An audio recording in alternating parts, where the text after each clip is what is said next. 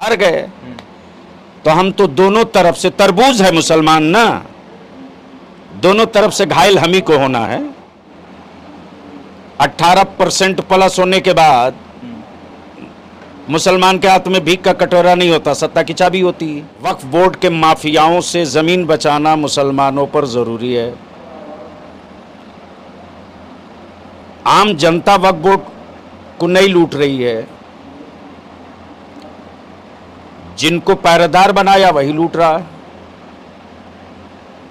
और एक गलतफहमी है आम मुसलमानों ने कि वक्फ की प्रॉपर्टी का मालिक है वक्फ बोर्ड। वो मालिक नहीं है, वो सिर्फ निगरां है।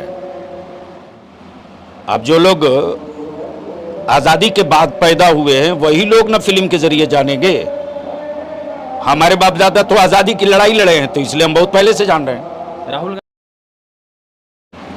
जिस दिन ये कौम हराने के लिए वोट देना बंद कर देगी, उसी दिन इस कौम की राजनीतिक और सामाजिक नए सूरज का उदय होगा और इसकी शुरुआत हो चुकी है। वक्फ बोर्ड के नाम पर करोड़ों रुपए के घोटाले जो है कई सारे मुस्लिम उलमा के नाम से जुड़े हैं, चाहे वो दिल्ली का हौज खास का मैटर हो, पश्चिम बंगाल में बड़ी मस्जिद का मामला हो। तो इन वक्फ बोर्ड पर आप जैसे लोग क्या सोचते हैं, क्योंकि उन वक्फ की जो ज़मीन है वो करोड़ों की और उनका भाड़ा 1200, 1300, 2000 रुपये आता है।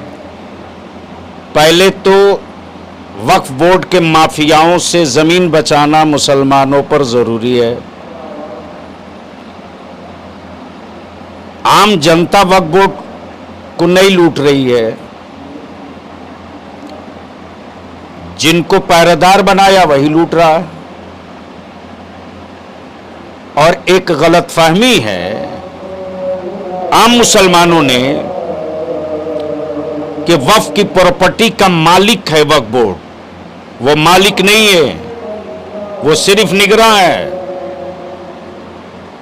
असल मालिक वाकिफ है और जिस मंशा और जिस काम के लिए वक्फ किया उसके खिलाफ अगर कोई काम होता है तो ये सीधा सीधी मुस्लिम पर्सनल लॉ में मुदाखलत और इंटरफेयर है।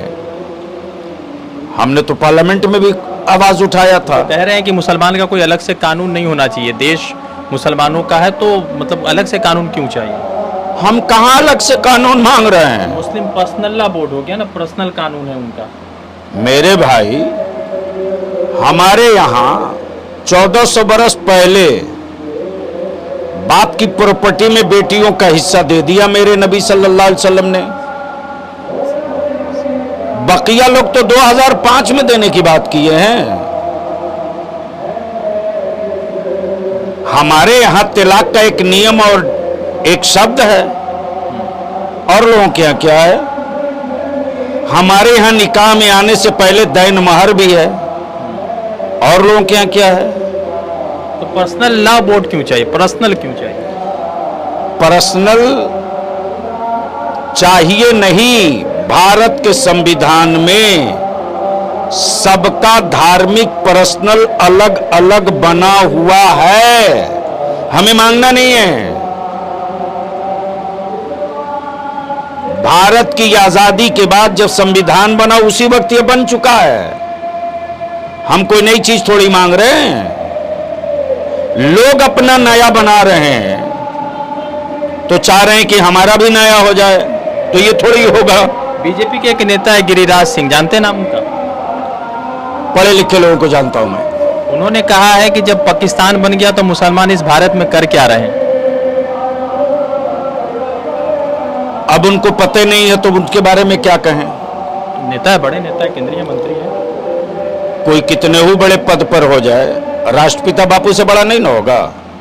उनको तो गांधी फिल्म के बाद लोग जान रहे, प्रधानमंत्री ने कहा। अब जो लोग आजादी के बाद पैदा हुए हैं वही लोग ना फिल्म के जरिए जानेंगे। हमारे बाप दादा तो आजादी की लड़ाई लड़े हैं, तो इसलिए हम बहुत पहले से जान रहे हैं। राहुल गांधी कैसे लगते हैं? अच्छे लगते हैं। नेता विपक्ष है, आपके खिलाफ है। पक्ष और विपक्ष होना बहुत जरूरी है। भाषण अच्छा लगता है, आप तो बढ़िया बोलते हैं, उनका भाषण अच्छा लगता है। हमको लगता है कि देश में जो भी संविधान के दायरे में रहकर सबकी बात करे, वो कोई भी हो, उसकी बोली हर हिंदुस्तानी को अच्छी लगती है। तेजस्वी यादव प्रयास कर रहे हैं।